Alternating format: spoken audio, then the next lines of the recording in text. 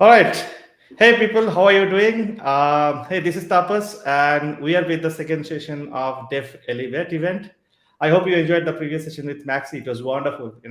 And today I have a special guest. I have Victoria with me, and just to give a little background, I'm sure that the time time is also I need to be mindful about to talk about Victoria is like I know her probably for the longest period of time that I know any other blogger or any other technical writer as such, and she is one of the fabulous writer that I know who takes care of not only the way the article should be written, also the meat in it, the content in it, the way that she kind of take things, bring things together for the reader's delight is amazing. So, hey Victoria, welcome to Table Debate session number two, and we are going to talk lot about blogging and technical writing. But before we do that, why don't you go ahead and introduce yourself in much elaborative way? Sure, Tapas. So maybe we can pull up my introduction slides first. Yeah. Yes, here you go. Yeah. Thank you. First of all, Tapas and Showcase, thanks so much for inviting me today. I'm really honored to be talking in this session. So yeah, today basically I want to talk about the benefits of content creation and of course how to read them, because I feel like just me sitting down and talking about the benefits is not enough to like really have any much takeaways. So the how to part is, I think, very important. So yeah, just a little bit about myself that I'm going to introduce. So my name is Victoria Lowe, and my occupation is a solutions engineer at PayPal. And I'm also a technical blogger. So I do some freelancing, and I also blog on my personal blog, low-victoria.com. And recently, I've become a GitHub star. So basically, I'm contributing more to different communities and, of course, sharing a lot about GitHub from there. And I just thought it's kind of boring to just talk about my occupation. So I just put some hobbies there. So yeah, my hobbies include gaming. So yeah, I play some games on the Switch as well on PC. And then I also read some books, collect some quotes, and yeah, and I like tea. So yeah, so tea is like my favorite beverage. So that's a short introduction about me. Yeah. So once and again, thanks Tapas for having me. No, no worries. I mean, I'm really excited to kind of learn from you today. I'm sure that who was there in the call or will be joining in a moment, they will be also looking forward to learn from you. So, Victoria, today's topic is very special. It's like it's also connect to career building, for a developer through blogging, through the technical journey and things like that. Why don't you get started with the journey of yourself? Like, let us know, like, what Victoria Lowe was before she started her journey as a blogger, technical writer, how it has been and what it is right now. Take us through the latest stuff. Ooh, sweet potato tea. Oh yeah, sorry. I was just reading the comments and someone said sweet potato tea. So I think I'm suspecting it's wrong because we had sweet potato latte together. So yeah, just putting it out there. But yeah, sure, Tapa. So before that, maybe I can get into like the agenda we have for today, because I'm just a person that needs like a to-do list to complete. So yeah, so the to-do list I have for today, and I hope we can all complete this to-do list together, is first introducing myself, which I already just did. Next is how I'm going to talk about my blogging journey, like what Tapas you have mentioned, how I leverage my blog for my career and personal development. And also, next, I'll be talking about how you can actually benefit from content creation. So, maybe I'll teach you some actionable steps that you can do to benefit from that. And next, if anyone has any questions, like along the way, really feel free to ask anytime. I'm happy to stop because I want the session to be as interactive as possible. So it's not just me sitting down and lecturing you guys about like things like this. So yeah, if anyone has any questions, feel free to really just stop me, and I'm always keeping an eye on the chat, so like if anyone has any questions, and of course most importantly, I hope we all have fun today, so in the session. So thank you so much for coming, and yeah, thank you so much, Tapas, again. Yeah. So okay, I'm just gonna get started. So first I'll be talking about my blogging journey. So it's been about 2.5 years since I started blogging. So at the time it was a pandemic era and all of us were stuck at home. And that's when I decided to, I've been putting off blogging. I always like to write, but I've been putting it off and procrastinating it for a long time. So during the pandemic, thought it was a good time to start. So I actually started on quite big platforms like Medium at first.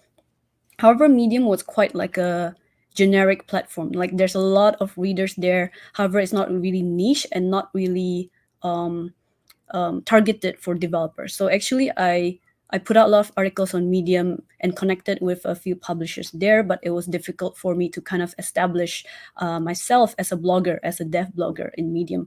So then I discovered Hashnote, and actually on Hashnote is when since day one, I saw Tapas there, and he's like always been the top blogger there. So I've always like taken inspiration from Tapas and just always like really find him just as an amazing blogger. And yeah, it also encouraged me to try out Hashnote.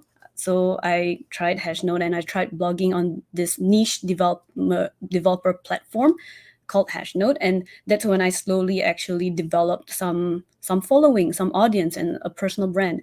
So actually, one of the benefits of content creation that I can say right now is that definitely content creation builds an audience for you and it builds that personal brand. And what I mean by personal brand is like basically you're establishing yourself as a writer, as a technical writer, and people will know you for it.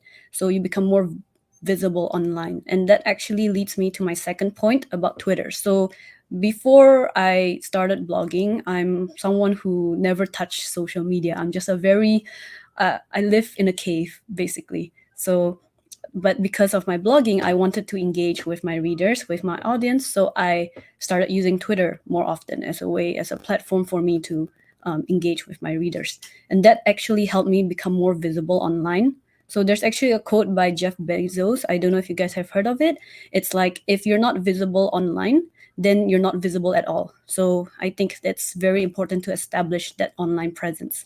And through that online presence, I was actually invited to podcasts, boot camps as a mentor, and that's how I slowly established it more and more. So actually, blogging itself, I got a lot of benefits from it because it extends throughout. So not just in terms of building my writing skills or communication skills, but it's also helping me becoming more visible, and it extends from blogging to podcast to bootcamp. So it's really an amazing experience so far. But I think one of the most incredible benefits that I've personally reaped from blogging is that the connections, the wonderful friends that I've made. So I have Tapas, I have IU, I have met really amazing people that inspired me throughout my journey. So I think that friendship and that community is what is the greatest part about blogging. Next is also we get to learn together. So we get to grow and learn together as a community. And I think that's a really amazing thing. I learn new things every day from people around me. So yeah, I think that's one of the best part about blogging, because you can meet these like-minded people, and you can build that bond through like your common interest in blogging or any kind of content creation that you have. And this story, the fourth one, is it's a really amazing story. It's like how I found my job at PayPal. So at that time, I was literally just blogging and freelancing as a web developer. I publish quite consistently, so like maybe once a week or so, and that's when actually a recruiter come and asked me about, if I want to come in for an interview. And the reason why how she discovered me, she told me, is because it's through my blog that she discovered me, and she saw that I actually blogged very consistently and frequently, and that's how she realized that, wow, that's like, it shows your work ethic. That's what she told me. And she says it shows that you have good work ethic, that you're consistent, and that you're disciplined.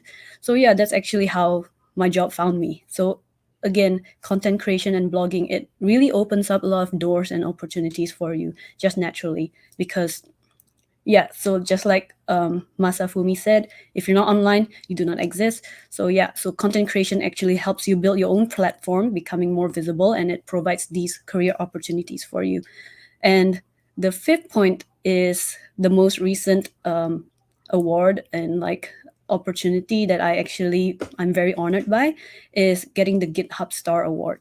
So when we actually create our blogs and create our any kind of content, we're actually also becoming community contributors, because we're sharing our knowledge, providing value to people.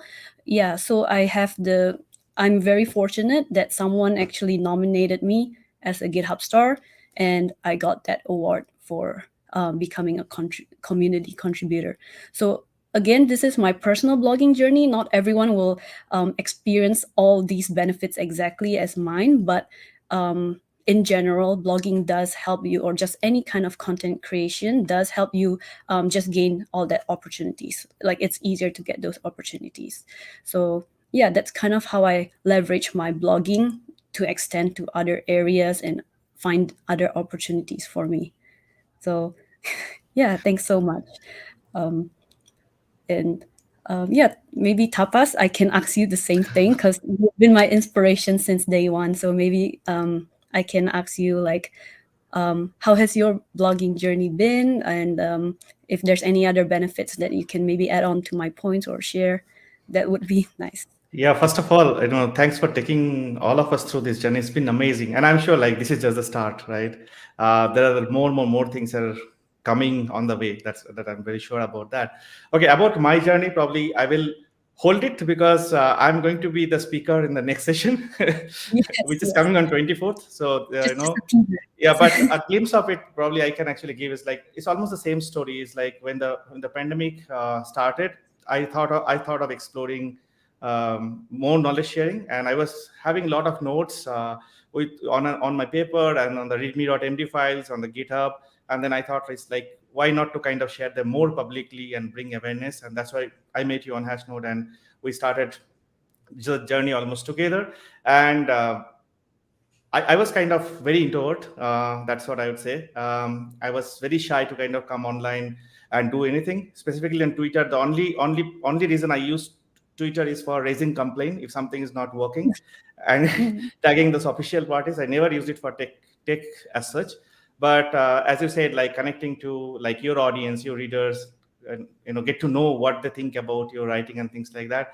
That made me lot engaged with all this platform like Twitter, LinkedIn, and all these places, and it gave me amazing thing. It's like amazing feedback, a lot of opportunities, a lot of guest writing, paid writing, so a lot of things. I'm probably going to cover all this thing in detail in the upcoming sessions, but yeah, I can relate to most of it. I have a quick question, Victoria. I think you touch base that point also. It's like you're talking about benefits, and now the benefits that you get or some of the things that I have seen, it is very subjective to a person. Like the person is kind of walking through the path. So for somebody who just getting started with their blogging journey and things like that, do they really need to keep all these aspirations in mind and need to start their blogging journey, or how do you see it, or like they have to keep aside this aspiration and just focus on the writing and blogging? How do you want to kind of guide them? So that's actually a very good question. A lot of my readers have asked me about this as well. So when I share with them the benefits that I have personally experienced from my content creation, I don't actually tell them like these are the goals or like these are the milestones that you should follow. You should be something like me and follow. Like no, like to be honest, I think when you start content creation, I would say your first goal is to provide good content for your audience. So whether if it's a video format or podcast or blogging, I think that goal is to provide that value, because if you don't provide good quality content, then it's not really even if you benefit from that content creation, it won't feel like you won't feel as proud of it.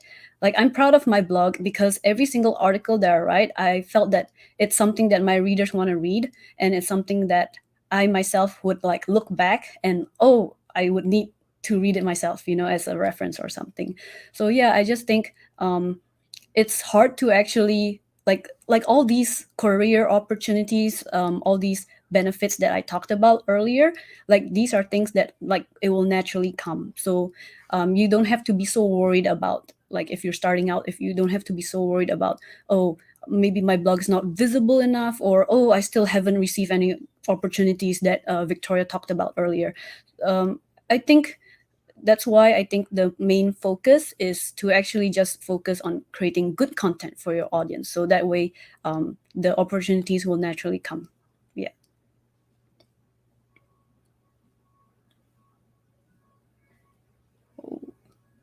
Oh, um, yeah. So tapas, I'm not sure. Tapa, sorry, I cannot hear you. I think you got cut off. Sorry. I was saying that you probably have a few more slides to cover, but there are a few questions that if you want to just take and give answers. So one of them I'm just showing on the screen. Can you make a big living purely as a content creator for devs? What's your perspective on Um, this? Personally, I think it's possible depending on the platform. So with blogging alone, I would say it's quite difficult unless like you're putting out a lot of like articles a month, because with blogging it's like you're making money per article unless you put like ads on your website. But I'm just talking about in terms of content. So like how much you earn per content that you put out. um, you have to be really that consistent and that big. If it's a video content type, I personally think it's easier to have like a sustainable income. Like it will still be quite variable, but it'll be easier. It's just my personal opinion though. So I have friends who has been writing for like many years, but blogging is still just a side hustle. It's still not like a fully like you can make a living as a blogger. But maybe in the YouTube world, I'm not that familiar with YouTube, so maybe Tapas as a YouTuber can share a bit about that. But yeah, as a YouTuber, it takes a lot of time, basically a lot of time and commitment. But yes, it's possible. It's just you need the time. Yeah. Yeah, I agree with that. Just to add to that is like, so when you talk about the content creation, there are various form of content creation. Like one we mentioned about blogging, one is about YouTube, another about like you create content and sell them, right? You can sell it as an ebook or sell it as some other kind of media from where you can actually start earning. Uh, People pay good amount of money per article depending on like who you are dealing with and how professionals they are in terms of their payment. But usually people pay good bucks, and if you stay consistent, even you write say 4 articles, like each week one article, one paid article, you still have a good chance of earning at least $1,000, $1,000. So which is cool, which is good, right? And so that is how probably you can actually think about getting started and then plan your content according to some kind of ebooks and things like that, which is like permanent selling kind of stream. Mhm. Those are the ways that you can actually leverage it. Yeah, it's a good question. Yeah, that's a So yeah. uh, One more question is there. It's like, will you be expanding on your GraphQL series? I think people loved your GraphQL series, Victoria. I personally loved it. So is there a plan to expand it in future? Yeah, I mean, it depends like what else you are looking forward to the GraphQL series. Because I feel like I covered the basics, and in other than that, in terms of expansion, if you guys can suggest any ideas, because I was thinking, um, the series is mainly for beginners, and like um, if you want it more for intermediate, then it's probably a lot more practice, like a lot more project building and really getting into the nitty gritty part of it. So yeah, it depends what you guys want. Yeah, but I'll be Yeah, happy and to. Yeah. sure. And if you want to kind of find out where this series is, you can go to Showcase. This is one of the featured series in Showcase, and you can actually find it. If you're looking for more information, just go ahead and post your comment, like what you want to get more from the series, so that Victoria can look into it and she can actually plan about it.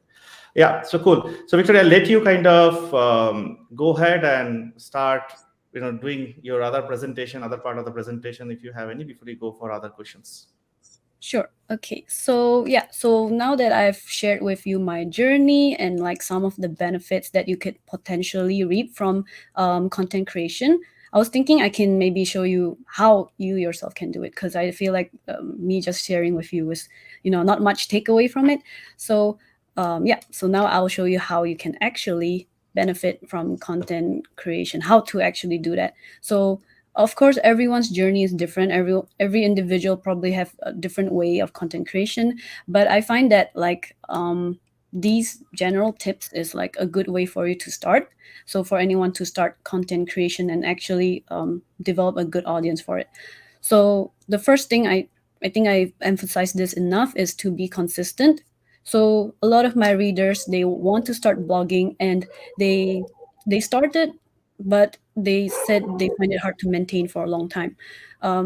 and it's usually because they get burnt out or they found out that writing is not really their thing. So that's why the first tip that I would suggest is to find a medium that works for you. So it has to be something that you really want to do and that you really enjoy doing it. So for me, it's writing. I really enjoy writing, just sitting down and write. But I know that some people, they might find video content creation more interesting, or even podcasts more interesting. So finding your medium is important if you want to stay consistent. And partly why being consistent is very important is because, like, as an audience, have you ever subscribed to a YouTube channel that like hardly puts out any content? Or have you ever subscribed to a newsletter that hardly puts out any content? Like, that would be a no for most people, right? So that's why you, as a content creator, you should also have that consistency. So the first thing is finding your medium. Next is to schedule a realistic timeline. I find that a lot of people who struggled with being consistent is partly because they don't set realistic expectations about their schedule. So like, I have a reader who told me they publish every day for 1 week, but after that they got burnt out, and then they can no longer publish as frequently, and that actually gets them like no longer having that consistent schedule. So yeah, I think scheduling is definitely an important thing to have. Definitely not publishing articles as soon as you finish them is the first step, and then next is like understanding your priorities and management time, everything. So it's really about scheduling that. And of course, after you build that consistency, you're actually at the same time building trust with your audience, because now your audience knows when to expect content from you, and they understand that your content is most updated and most recent. So yeah, in overall, like, being consistent is one of the things that you can start with if you want to actually benefit from content creation. And um, actually, one of our upcoming speakers for Dev Elevate is Chris Bongers. Tapas knows him very well as well. So he's like a good friend of ours, and he is the god of consistency. So I am sure he will tell you everything you need to know. So right now I'm just giving a teaser, but Chris definitely has all the tips and tricks for you if you want to stay consistent. So yeah, so that's point number one. Second is, I think I mentioned this earlier, is providing that value content to your audience, because it's always quality over quantity for me. And I always go back and tell my readers who ask me these kind of questions, it's like, if you have a lot of articles and you don't know which one to publish, I would say publish the one that you find is most helpful for you, and that you will look back to it, and that you will need it when you look back to it. So yeah, I would say it's always quality first, and then quantity next. So yeah, and a lot of my readers have also asked me, what kind of valuable content do I start with? Like, I'm not sure what topics, what ideas, I have nothing, right? So my answer to that is, the easiest thing that you can start with is always sharing what you know, because that's something that you're confident about, something that you have learned recently. So TIL, today I learned. You can always share what you've learned. I think that's an easy way to start, and that would actually help a lot of people, because maybe you discovered like a new CSS trick, or like something that you just discovered, a tool you discovered recently. I think that's always a good start to share with the community. Next is also maybe how-to guides, so more technical kind of writing. So it's a bit more step-by-step, detailed kind of writing. That is also actually really helpful to a lot of developers. So yeah, that's the second point. And the final point is, this is something I didn't know earlier when I first started blogging, but I realized how important it is to actually participate in communities. So engaging with your readers and actually learning from other developers, other bloggers as well. So by participating in communities, you're actually also at the same time putting yourself out there even more, and you're being approachable and more visible. So for me, in my blog, I always put all my links in my about page. So my email, how you can reach me on Twitter, my social media links. So those kind of stuff actually help me connect with my readers better, and I can also learn from them at the same time. So yeah, it's always good to be approachable and visible. And lastly is being authentic. So if anyone asks me for like feedback on their article, I always like just honestly tell them my feedback. I don't really sugarcoat things that easily. So just by being authentic, you're actually helping other content creators as well, and you're also learning from them. And yeah, just be true to yourself. So provide content that you yourself would want to read, and yeah, and just enjoy the process. So these are some tips that I have that you can actually start with. Yeah. So yeah, if you guys have any further questions, um, Yeah, I think there are many. So let's go one by one. So the first question that we have here is Sheikh, how to stand out our article? Any tips for writing good article?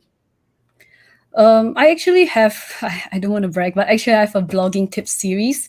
Maybe Tapas, you've seen them before. So my blogging tips series is actually a lot about how to write a good header, a good title, just making your blog more readable. So maybe you can check out my blogging tips. I know it's like a shameless plug, but um, No, it's true. it's going to benefit many of us actually. It's an awesome series, and actually talk about a lot of nitty gritties because I've been through your series, so I can actually vouch for it. We'll specify the link of it in the description of this video once we publish. Yeah, yeah. Please Sure, go thank on. you. Yeah, so maybe I can share with you some tips right now. So some tips about writing a good article is start with a good title, because when someone reads your title, it has to be something that they want to know and they want to click on it. And even more importantly, the content of your article, because the title is like a promise. It's like a promise to your readers that this is what they will learn at the end of the article. So you must make sure your content actually reflects the title. I've reviewed tons of blogs before for my readers, and some of them have really good content, but their title is not is it could be better. So that's why I like to emphasize a good title and a good content that actually fulfills the promise of that title. So yeah, you can check out my blogging series that I get into it more in detail. So yeah, thanks for the question. I'll just add to that.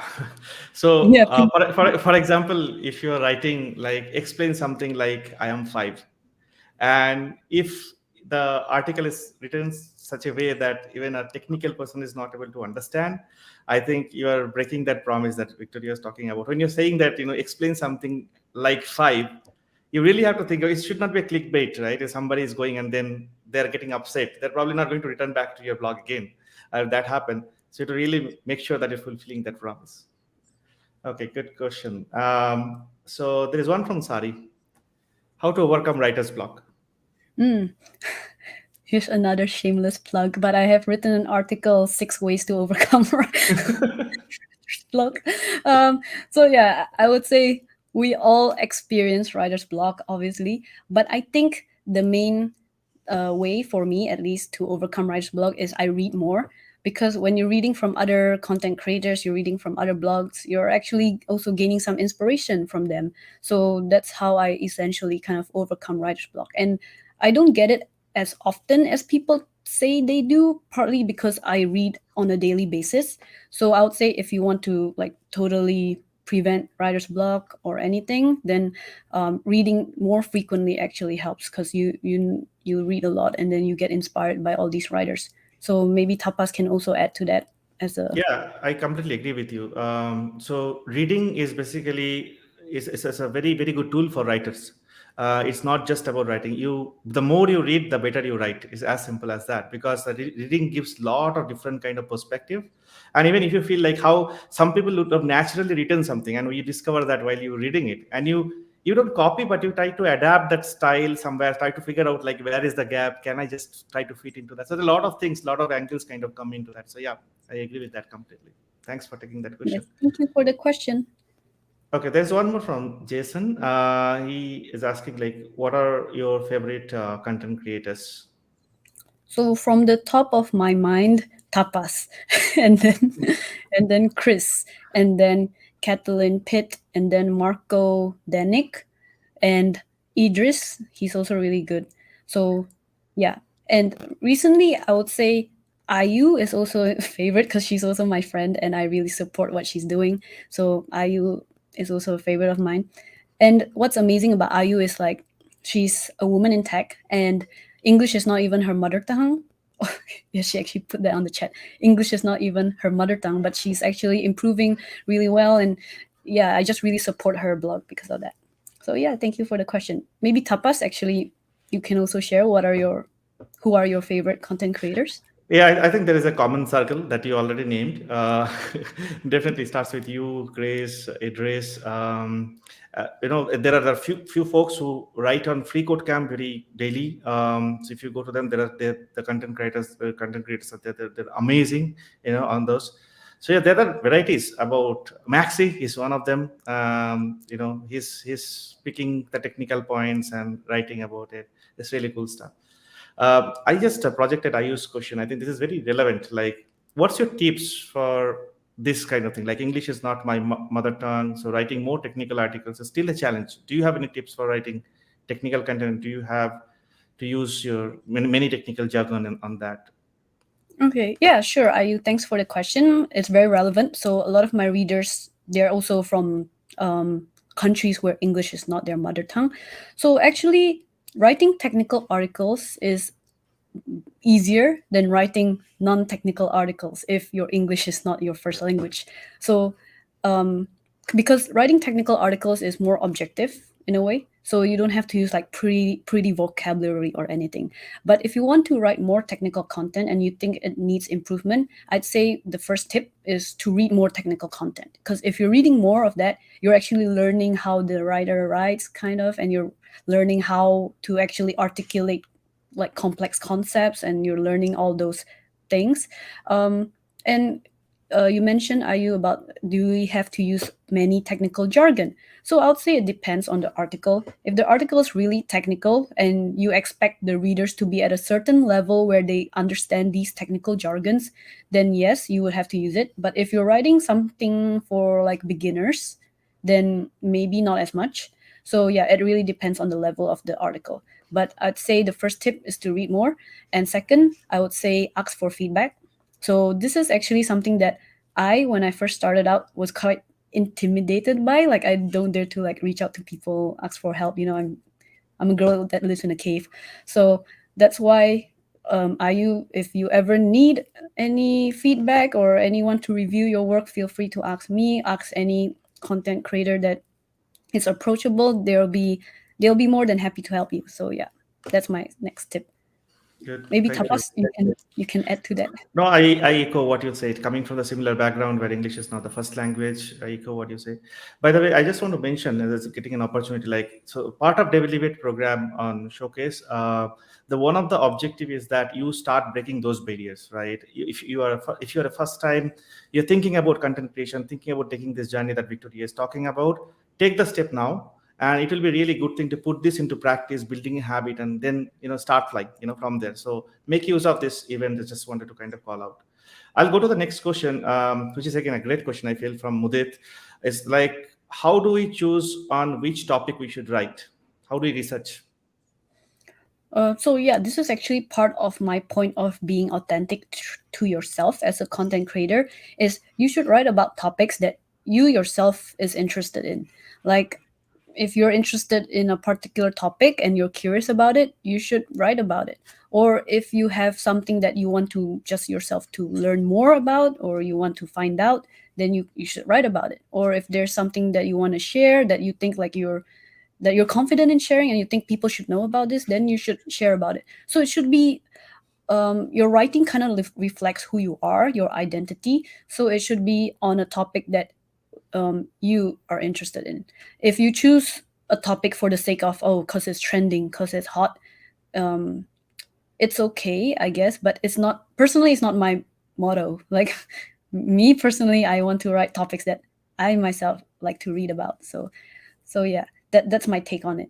In terms of how do we research for it, yeah, I mean, you can always ask questions in the community, Google. There's many ways to research for it. Like, yeah, maybe Tapas, if you have anything to add on. Maybe just one thing that I will write is like, start writing about your problem solving. I think that's going to solve a lot of problem for you. So you really no need to kind of break your head, because something that you have done by yourself and you're just putting it out. I think one of the hurdle that most of the newcomers or the beginners, I would say, to content creation have is like, this piece is already published, this piece is already written. Am I going to write it again? Am I going to reinvent the wheel? it's not the case. It's like, you can actually write in your perspective, your way of problem solving, and you can actually go about it.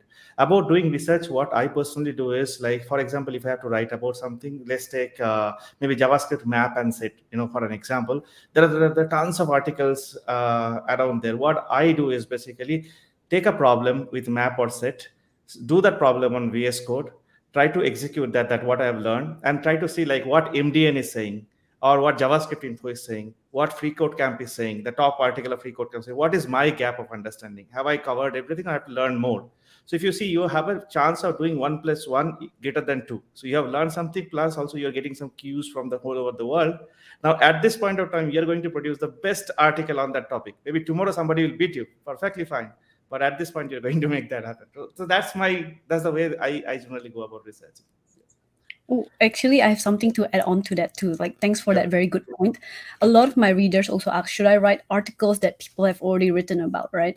And I would say the answer to that is a yes. So just like what Tapa said, there's always your perspective on different things, right? So you can be writing about the exact same topic as another writer, but you will add in your own perspective and your own examples and all that. So I think it's important that you don't get intimidated by the fact that this topic has been written before, because your audience, each person who reads your article may find another article less resonant, and they would find your article more resonant with them. So that's why it's not always the case where, oh, just because someone else has written it, I should not write it like that. Yeah. So thank you, Cool. Tapas. I'm just adding on top of that. No, no, bro. I think that's a good point. So there's one. As a content creator, do you care about digital property and owning your content, like the Web3 folks talk about? What do you think about like owning your own content kind of stuff? In terms of owning my own content, yes, that's very important. Part of the reason why I chose Hashnote when I was like really a beginner blogger is because Hashnote already says that your content is 100% your ownership. Like, they will not take any of that from you. So I think owning your content is a very important thing. I have actually situations before where people actually plagiarize my content, and of course, thankfully my followers actually told me about it, and the article immediately gets taken down. But need to always keep in mind that even if you can say online like this is 100% your article, this is 100% your content, there will be people who can, like, the internet is a big world. People can just literally plagiarize, like copy paste your content and like put it somewhere, and you don't know about it. So I think the best we can do is to at least spread all these awareness about plagiarism and all that. And yeah, I think that's the best that we can do at this moment. Yeah, maybe Tapas, if you have anything to add on to that. No, I think I don't have anything specific to add. I'll go with like exactly what you said. So I'll go to the next question, which is like, how do you motivate yourself to be consistent? I will ask the same question to Chris, but let's start with you. Yeah, so once again, I reiterate that Chris Bongers is like the god of consistency. Like, he's the most consistent person I know. But yeah, I myself, I guess I'm considered to be quite consistent too. So yeah, how do I motivate myself to be consistent? I think it's partly I do enjoy blogging in general. I do enjoy putting out content out there, but it has also become a habit for me. Like, if I don't write in like a week, I feel kind of guilty. Like, I'm already at that stage. But before that, when I've reached to the stage of it becoming a habit, the reason why I motivate myself is because I'm very curious. I want to learn more. I want to read more, and I want to write more. So I think it all depends on what you enjoy doing. That's why I said from the beginning is to find a medium that you like, and um, what works for you. So yeah, I think that's how I motivate myself. Yeah. And what do you want to learn next? What's in pipeline, Victoria? What do you want to write about? I actually want to, because it's partly because I've recently become a GitHub star, but I want to write more about the GitHub tools that people don't know about. So I actually, before I become a GitHub star, I actually publish a series on GitHub actions, and a lot of people find that actually helpful. So yeah, I think a lot of people don't know the many, many features that GitHub has. So I kind of want to spread that awareness at the same time, fulfill my duty as a GitHub star. But yeah, I kind of want to learn more about the little tools that we never heard about GitHub, and I want to kind of like share that with everyone. So yeah, that's something that I have in mind. I guess Yeah. the GitHub Actions that also available on Showcase as a series or show, or you'll be publishing that. Yeah, I might be publishing that. Right now it's on my personal blog. Yeah, Okay, sure, sure, I'll sure. publish that Looking on looking my forward to see that. Yeah, absolutely. Okay, yes. I'm just cross checking whether I have missed any questions from anyone. I don't think so, but I have one. So I know that you spoken very openly about the imposter syndrome and all this stuff. Like, do you see that coming for content writers? Oh, yes, definitely. Yeah, it's actually very prevalent, I think, in content creators, especially because as a content creator, you're kind of putting yourself out there. You're like a face, like you are a public kind of, right? Like, because, all your content is public for everyone to see. So you're kind of in a vulnerable position. And as a content creator, you would often naturally compare yourself to other content creators and you look up to them. So you look up to them, but at the same time you can't help but compare, and that can actually cause like some imposter syndrome, because you'll feel like everything, like all the achievements that you have accomplished so far, it may be due to luck, it may be due to just like you're in the right community. So yeah, a lot of times that's why I'm authentic enough to like open my blog, and my personal blog actually have more than just technical articles. Actually, it has also like my personal reflections and just me opening up to my imposter syndrome. Yeah, because I just want to shed some light to people that content creation is the realities of it, and that it's not always easy. So yeah, what you mentioned about imposter syndrome, it's definitely there. And it definitely can be overcome. So yeah, you just need to kind of tell yourself that, don't discount your achievements, basically. Yeah. Yeah, absolutely. And what about like going out of the comfort zone? Ayu has this question like, have you ever written something which is out of your comfort zone? If so, how do you approach that? So out of my comfort zone in terms of technical or non-technical, because I have written non-technical where I'm actually like a bit hesitant to publish because it's a bit like personal, which is actually my pinned article on my personal blog. It was very personal to me, and I hesitated a lot before I publish it. And actually, after I published it, thankfully, a lot of my readers showed their support, and they actually told me like how happy they are that I am willing to share such personal things with them. So so yeah, that part was actually a bit out of my comfort zone, but I managed to, yeah, just put it out there because I think this is still my personal blog, and back, like I'm thinking maybe in 10 years I'll come back to it and I'll be like, oh, so this is what I was thinking at the time. So yeah, it's kind of like my own personal platform where I share like my voice and like my platform and stuff. Oh yeah, so I you say in terms of technical. So yeah, in terms of technical, I also have written something out of my comfort zone. So my background is actually web development, so I don't touch much on DevOps usually, right? But I have a company that reached out to me and asked me to write a whole series on DevOps. So it was actually something very out of my comfort zone. And I did give them a heads up. I told them that I'm not really an expert in DevOps. So, please review it many, many times. Ask your senior engineers, senior DevOps engineers to review it. And they're more than willing to accept me for that. So I'm really thankful. So I started the whole DevOps series. And it worked. So how do you approach it? So I did a lot of research, a lot of reading. I also discussed it a lot, so gaining feedback, so discussing it a lot with the experts. So they have the senior DevOps engineer, which I actually communicated directly. So I communicate directly and talk to them and ask them about like exactly how to use the tool and like just getting that feedback. So yeah, that's how I do it. But I think it's really an amazing experience to do something out of your comfort zone, because you definitely learn something new and it's challenging enough for you. Like I don't find it like too stressful or anything. I just have fun with it. I have fun with the learning process. We are not perfect. We don't know everything. So this is an opportunity for me to learn something. So I'm really glad that I get to learn a lot and get to collaborate with a senior DevOps engineer for that. So yeah, thanks Ayu for the question. Perfect, perfect. I'll just add to that is like the more you go for the engagement with other publishers, maybe a company or a tool that they have their own blog, and they try to hire you for the paid article writing. There is some sense you have to go out of the comfort zone, because you have to probably start learning something that you don't know much about it, but you know in and around the areas.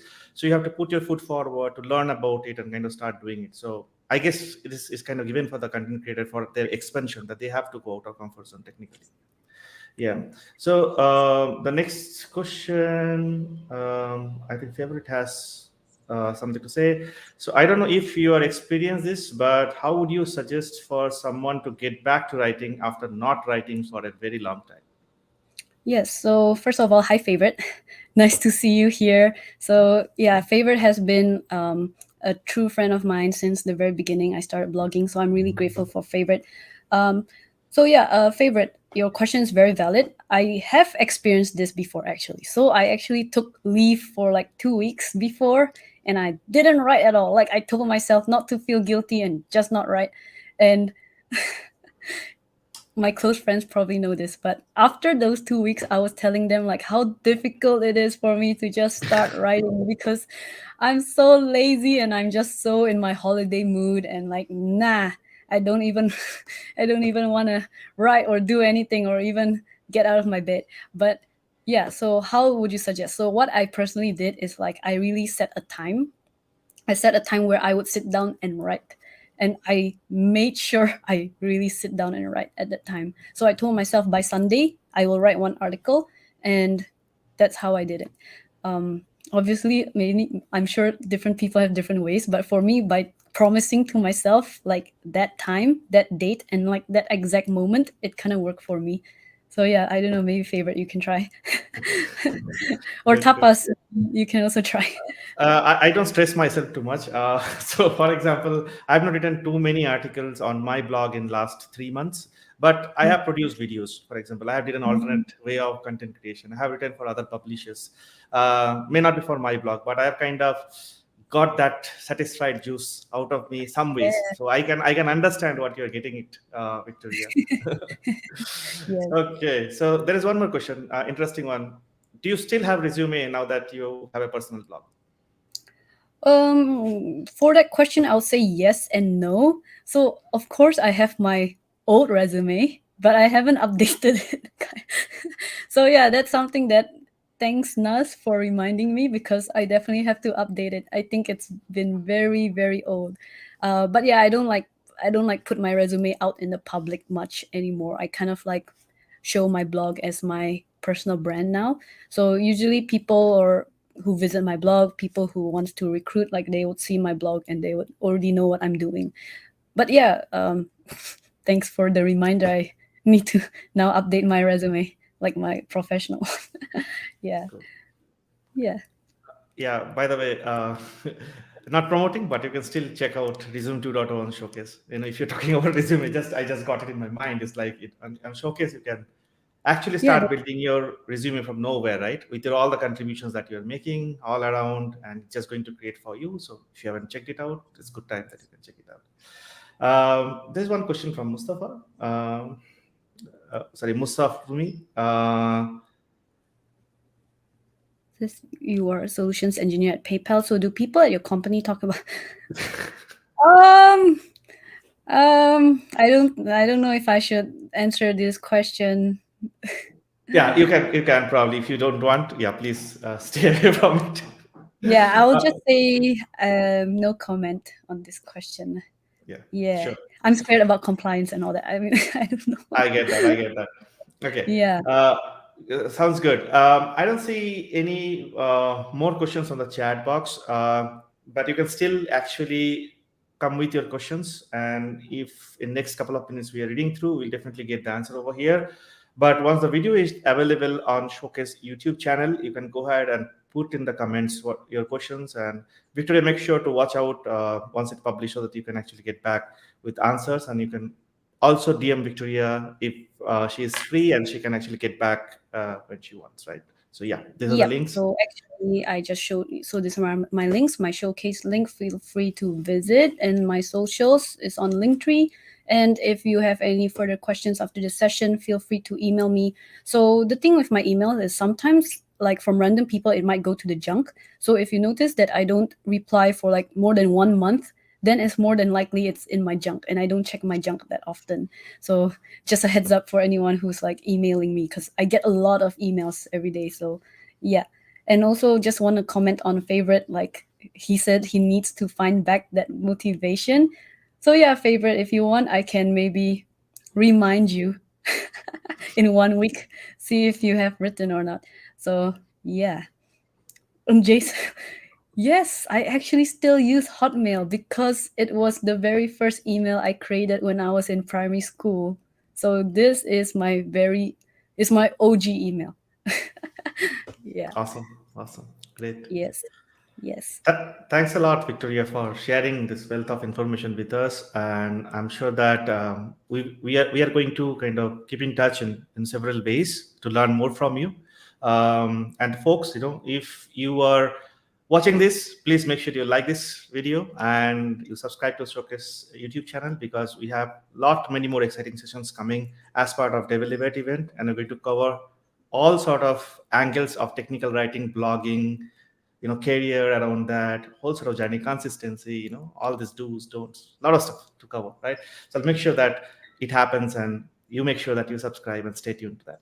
All right, Victoria, any last thing for anyone who is aspired to start the blogging or the technical writing journey? I just want to tell everyone that yes, no matter where you are in your journey, there's always ups and downs. So just continue to go for it and do what you like. And if you ever need any help reviewing your articles, I'm always reach outable in my socials or in my email. So yeah, just think that you're not alone.